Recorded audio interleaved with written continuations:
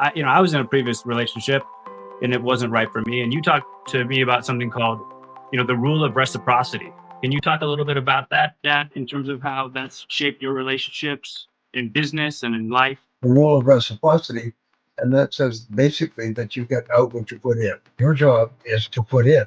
The only part of the law of reciprocity you can control is what you put into the relationship or the work or the career or something else. Everything else will take care of itself. Is you should not be trying all the time to make your relationship successful.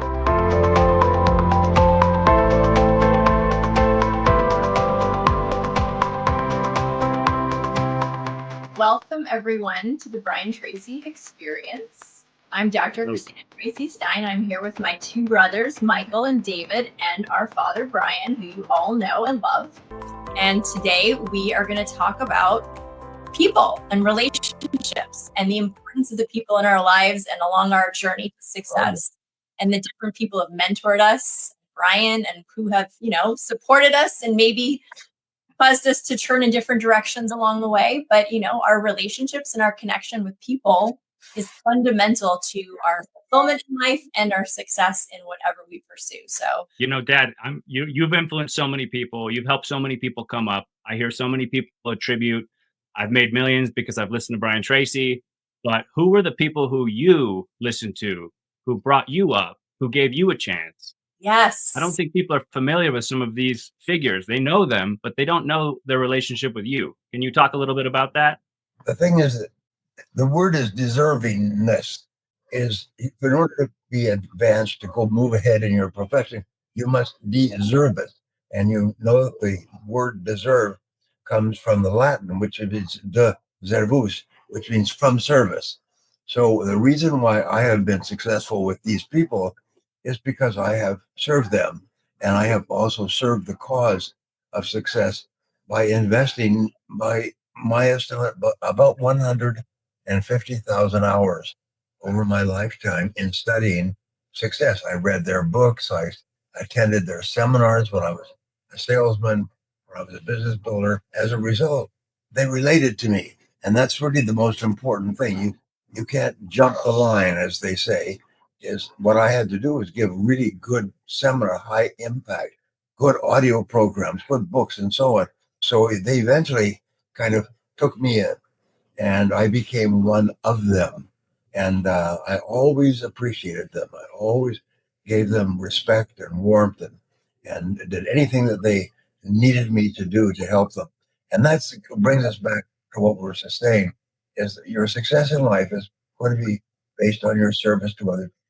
Talking about like people who have had an effect on you, right, along your journey. Because you didn't just suddenly get up on stage and have and hours of expertise and a ability to have presence and command the audience. Like, I remember you telling a story about when you were a young man and you started out in sales, and just you had a mentor, a person who came to you and said, buddy, the way you're dressing is part of the problem, and I really want to help you present like a successful salesman so that you can make more sales. Like, so maybe share that story, because I think that's a helpful, meaningful mentorship that really pivoted you in some way along your journey. Well, that is a great point, and it can't be overemphasized. Is that 95% of the first impression you make on people, especially in sales and business, is your look, is your appearance, and on that, it's the two things that are most important: is your head, face, shoes, then of course your clothing, your dress or your suit. Anyway, this friend of mine who was very fastidious about dress, and he said, "Would you be open to some feedback on the way that you dress?" Well, I'd never heard that before. I said, "Oh, sure."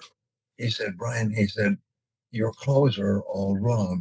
I had bought cheap clothes because I was a salesman, and I wanted to save money, so I bought cheap stuff from Pakistani tailors in side streets, and I thought I was doing real well. He said, "No," he said, "look at this. There's a cut. There's the sleeves, and there's the buttons and the collars and everything. I never knew about this." So he said, "Let me take you to my tailor, which was a first class, what they call a bespoke tailor. And a bespoke tailor makes a suit for you that fits you like a glove. And so I went to this tailor, and I had been 3 or 4 fittings, and the suit looked beautiful. And then I was wearing cheap, dirty, old, scuffy shoes. And people say, well, it shouldn't matter. Yes, it does. There's a rule that everything counts. Everything counts. Everything helps or hurts. Yeah. Everything builds your credibility, builds it up, or knocks it down. So over there, then I began to study and read and look and listen. And I went and I got hired by IBM for the first time, and they hired me 30 times. So these are the things that I learned, just that everything counts. Everything you do helps or hurts. Everything you do. Sometimes people don't realize that your opening 15 words seminar or a training session, your opening words set the tone. So if the audience are wearing business suits or business dresses, you dress better. You dress higher up. And so people respect you, and they respect what you recommend. Your words are much more powerful if they're coming from a person who's well dressed, who looks good. Hey, Dad, you told a story last week. We were talking about decisions. And one of the decisions that changed all of our lives was making the move from Canada to California. Who had the biggest influence on you at that time to get you to say, go to America?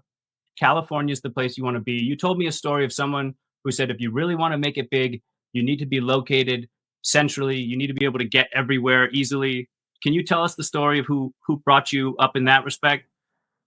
Well, it was several different people, including one of my friends at Nightingale Conant in Chicago. Nick was his name. And he said, Brian, he said, you're never going to be a big success until you're recognized Canadian speakers are not considered to be very good. In fact, there was a big television personality. His name was Norm in Toronto with with a national network. They needed a speaker, and my name was put forward. And he said absolutely not. He said he can't be any good. He's a Canadian, and I remember that I was kicked out because I was a Canadian. And then Nick told me, Brian, he said you've got to move to the U.S. and think about 2 years after you move, before they start to see you as an American speaker who originated in Canada. And he was right on the money. And then I got a wonderful experience. I was speaking for the $1 Million Roundtable, 5,000 people in Orlando, Florida. And I had a couple that was my guides. They took care of me. And Barbara was 8 months pregnant with David.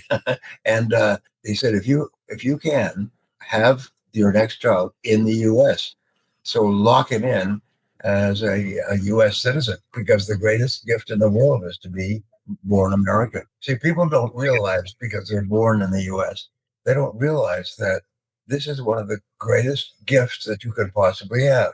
The United States is the best country in the history of the world.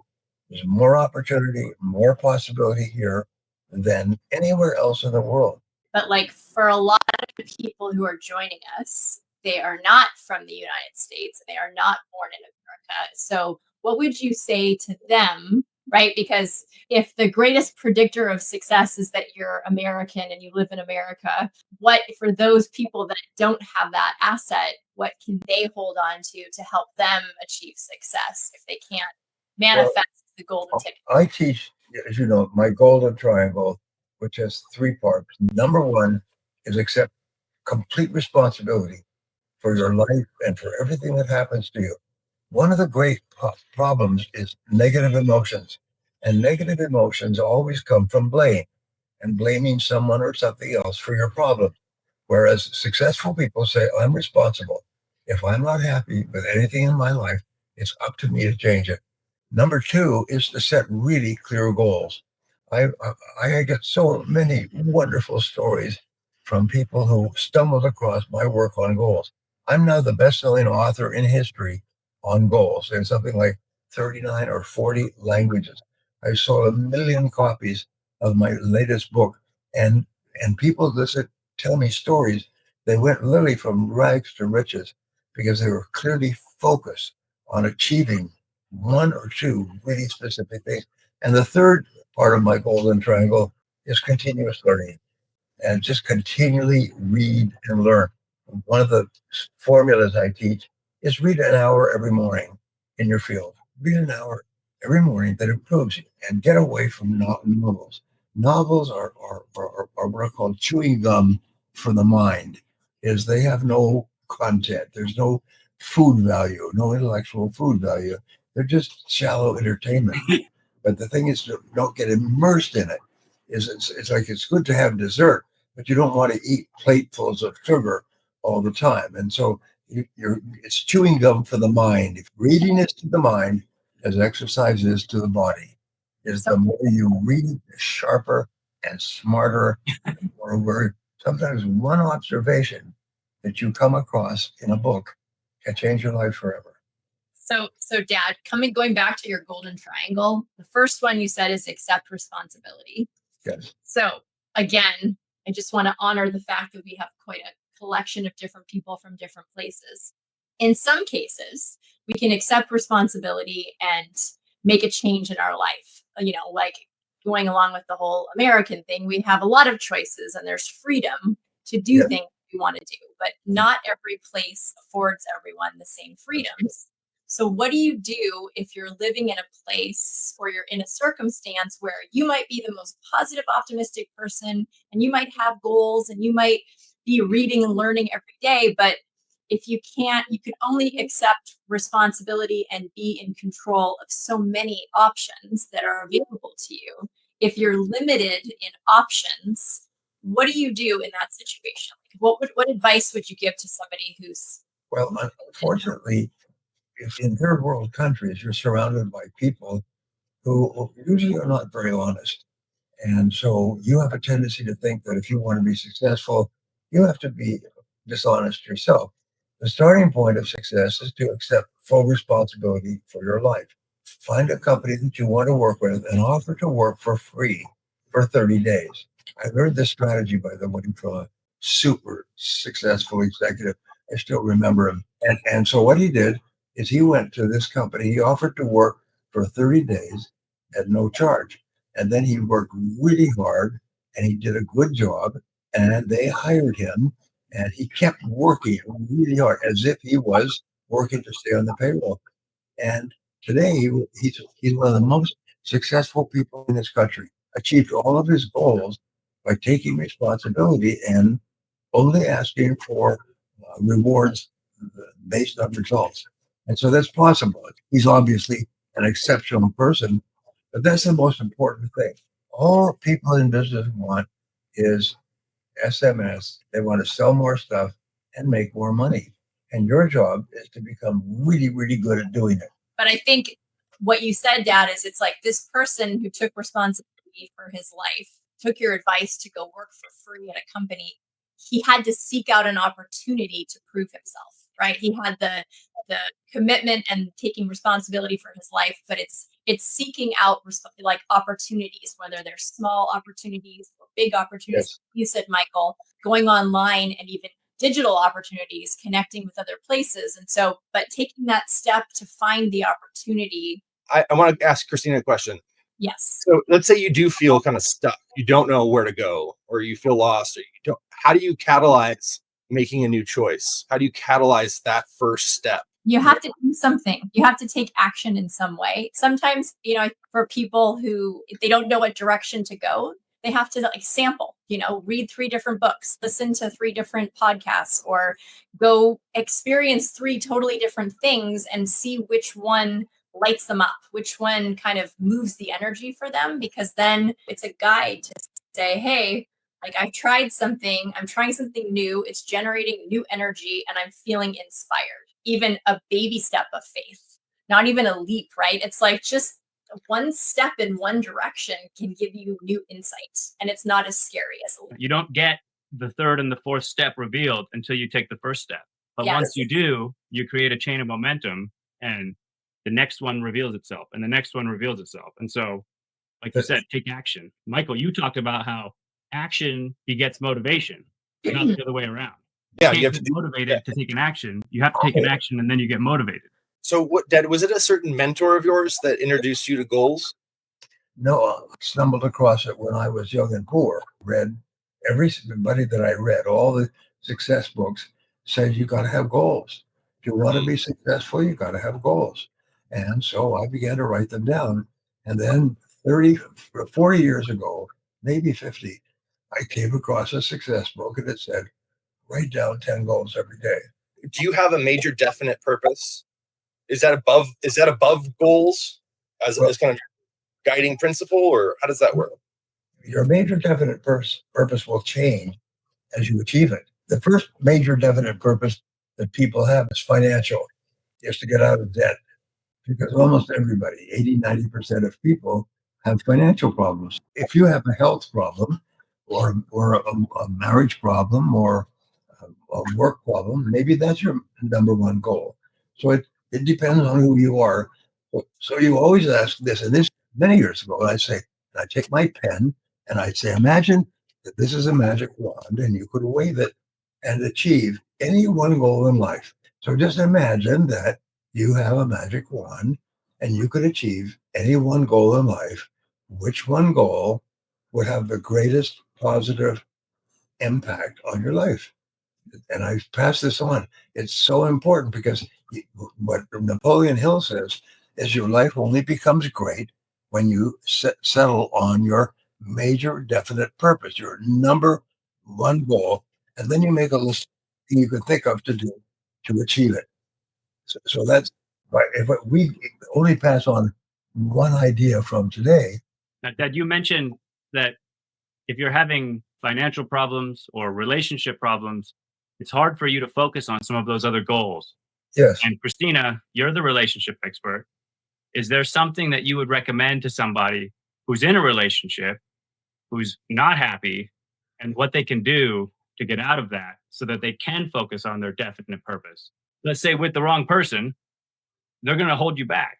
What would you recommend with that? Well, I mean, there's different types of wrong relationships, right? Our romantic relationships are obviously going to have like the most impact on our ability to function in the world, right? If our home life is off in some way, it's very distracting. It's tough because if you're in a relationship that is not the right relationship for you, and you've tried to communicate differently, or you've tried to find out how to navigate your differences and it just isn't working, like, maybe you just are two different people and it doesn't work. You're not on the same path, you don't have the same goals, and you're just, neither of you is putting in the same amount of effort to make the relationship work. And sadly, those relationships I think you have to walk away from. But sometimes we're in relationships that are just intense. Like, I know right now in my world, it seems like everybody is having really intense relationship issues and dynamics. And so it's really about setting boundaries, figuring out like what you need from your partner and what space you need in the relationship to kind of make sure you're okay to be the best version of yourself with the other person. And sometimes that means you need time alone. Sometimes it means you need more time together. Sometimes we have problems in our relationships when we feel disconnected, whether it's emotionally or physically disconnected. And we need to really carve out space so that we can cultivate that connection. And actually, a relationship like a marriage is it's a friendship. It's an ongoing friendship. And you have to maintain those relationships. And sometimes we get into the habit of just coexisting with our partners. And pretty soon, maybe we work out the logistics together, but there's no real connection or understanding of each other. And then it creates a lot of frustration and a lot of disconnect. And I think, David, what you're saying about relationships distracting you is oftentimes it's not volatile. It's just that you're disconnected from your partner, you're disconnected from your kids. And that feeling of disconnect is so distracting that when you are trying to pursue your ambitions, it's like you feel guilty or you feel, confused, or you just can't focus on the task because, like our people are the most important things to us. And if we don't feel like we have a solid bond with our people, it's really hard to go out into the world and, offer something to others if we aren't standing on two solid feet. Dad, you talked about when I was in a previous relationship and it wasn't right for me. And you talked to me about something called, the rule of reciprocity. Can you talk a little bit about that, Dad, in terms of how that's shaped your relationships in business and in life? The rule of reciprocity, and that says basically that you get out what you put in. Your job is to put in. The only part of the law of reciprocity you can control is what you put into the relationship or the work or the career or something else. Everything else will take care of itself. Is you should not be trying all the time to make your relationship successful. We have a perfect example in our marriage, Barbara and I, and with you guys, is there's never been any trying. That doesn't mean that we don't work hard and get busy and do all kinds of things to make our marriage successful. We don't feel pressured that we've got to do or be someone different than we are in order to make the relationship work. You've heard people come to you and they say, well, what are you doing? You say, I'm working on the relationship. I heard this relationship expert say, they say, oh, successful relationships are 50-50. And she's like, that's totally not true. Successful relationships have to be 100-100 because some people are only at a 20. Right. And if somebody's at a 20, they need somebody to be at an 80 or more for the relationship to be successful. So it's not 50-50, it's 100-100 all the time. By investing, right? Like that's the kind of work you have to do. You have to take the time to say, where are you at? How can I, like you're saying, Michael, read the room? It's like, what do I need to do to show up for the people around me? And if everybody does that, then everybody gets taken care of and it ends up being a really positive experience. Yeah. I mean, it's easy for us in like a day-to-day life to either like continue to grow together with the people around us and with our partners, or we start to grow apart. And the only way we grow together is having those check-ins and like investing in making sure you know where your partner is and being curious. What about in a business relationship, Dad? What if with your coworkers, you have a toxic relationship at work that you can't avoid these people? You work closely with them. They're undermining you. What do I do if there's somebody at work who's constantly trying to bring me down? How do you resolve those conflicts? Here's one of the great one-liners. It is that people don't change. They're not going to be different a day, a week, a month, a year from now. So the question is, you have to decide, can you live with the situation? And if you can't, walk away. And Aristotle was very clear is that the ultimate aim of all actions in human life is to be happy. And if you're not happy, then what you have to do is revise your actions and activities. And sometimes you just have to walk away. If you're not happy with your work and the person who is causing you the unhappiness can't be changed or revised, then that's God telling you that this is not the right choice for you. And so the answer is to just walk. Same thing with relationships. It's really important. Your idea of 100%. By the way, with regard to problem solving, is that women ask men for their advice on solving a problem, but they don't really want it because they've already decided what they're going to do. They just want to kind of use it as a subject of discussion and conversation. So the very best thing that a man can do is nod and smile and what do you think you should do and what do you think will happen and so on, and just leave it like that because she doesn't need your advice. Well, Christina, what is active listening? Active listening is, when somebody says something and then you say, okay, let me make sure I got this right. This is what you said. Here's what it's meaning. What I think you're meaning. Is this accurate? And then the person can then say, oh, wait, actually, you've misunderstood me. Let me clarify. And It's so important because so many fights happen because somebody says something, somebody interprets it, and then they have an emotional reaction and suddenly the problem is off and running. But if you just pause to be like, is this what you mean by that? Here's what I heard. Then suddenly you stay in sync with the person and there's no. What advice do you have for people who've been working on themselves and your teachings for over 5 years, but still feel as if they're spinning their wheels? This is from Truthsayer. Well, best question is to imagine that you were starting over again today. You can even imagine that you're broke, single, and you're starting over again. What would you do differently? See, the wonderful thing is that you know in your heart, and there's always 4 ways to change your life, and only 4, which I've taught to my coaching clients for 30 years. Number one is you could do more of some things. So what should you be doing more of? Number two, you could do less of other things. So what should you be doing less of? Number three is what should you start doing that you have not been doing up to now? And finally, number four is what should you stop doing completely? Now, one of the things that we have found is that the law of entropy that says that energy wears down, it dies out.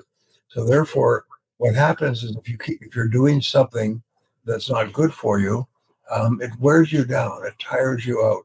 You actually become weaker and weaker. But if you're doing something that you really care about, it gives you energy, it gives you motivation to get up in the morning. So the critical thing here is you must be honest with yourself. You must be absolutely honest. What should I do more of? Less of, start or stop. More of, less of, start or stop. And you know the answer. Each person, if you have 5 years and you're still frustrated, you know the answer. And usually the answer involves emotional pain, maybe even financial pain, but it involves pain. So you're going to avoid the pain as much as possible by sort of pretending that you don't know what to do, but you do know. Each person knows what to do. You deserve to be happy. And if you're not happy, it's God and nature's way of telling you you need to change something. You need to get in or get out. You need to do something different. One thing that's really, really, really important, maybe the most important thing, is no criticism. No criticism. Feedback, comments, telling things that you're unhappy about, but never criticize. It's criticism shuts down all communication and hurts people, it makes them angry, frustrated, and so on. So no criticism. It's a very simple thing. Just make the decision that I'm not going to ever criticize anybody in my world again. I'll give them feedback, I'll ask them questions, but I'm not going to criticize them. And it's quite astonishing because your tendency to criticize comes from your upbringing, where you had a mother or father or both who criticized you all the time. And so therefore you think that criticism is what you do. When you're an adult, you criticize people. That's you're helping them, you're giving them feedback. It is wrong. So just never criticize people. And then you solve your problems without criticizing anybody. Talking about social anxiety and how you can connect with people if you're an introvert. Oh, yeah, good question. Because I know that that can be really overwhelming and almost paralyzing when you want to build your network or expand your brand or whatever it is.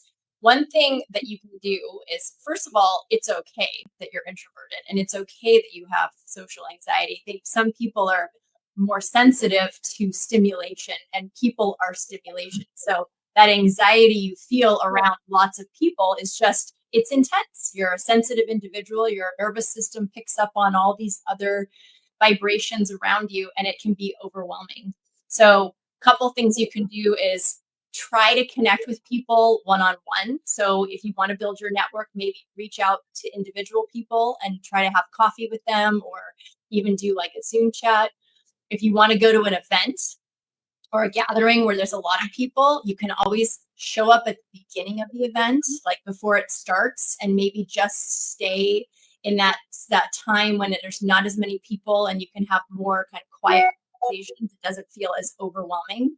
And then, again, you can linger at the end and maybe avoid the middle part or just choose to be in your own space. But if you're an introverted person, you're going to feel overwhelmed by people and energy. It's going to shut you down because it drains your battery. So extroverted people love to be around people. It launches them. It builds their battery. It gives them a lot of, like Brian. Brian stands on a stage and he basically gets fully charged in that moment. But for introverted people, it sucks you dry. So you have to make sure you take time to have quiet space where you can kind of charge your own battery and become more solid in yourself before you go out and interact with people. And that might help with the anxiety to be forward. And Christina, what you said earlier, boundaries. Introverts have a harder time saying no. Yes. And as a result, they get drained quickly. So give yourself a chance to recharge and exercise saying no more often. Become more empowered to say no. Yes. My wife says if it's not a heck yes, it's a no. It's a no. And another thing too with boundaries is if it's hard to set a boundary, and it's usually hard because you feel like you have to say no to somebody, and saying no might disappoint them or cause them bad feelings, and then you're going to feel bad. Instead of saying a heck no or a hell no, just offer something you can give. You don't have to say yes to the entire request, but maybe you can give a little bit. And that way it's not really a no, but it's enough. It's comfortable for you as opposed to you having to push yourself into an uncomfortable space. We've come up to the end of our hour, and thank you all for joining us. Bye, everyone.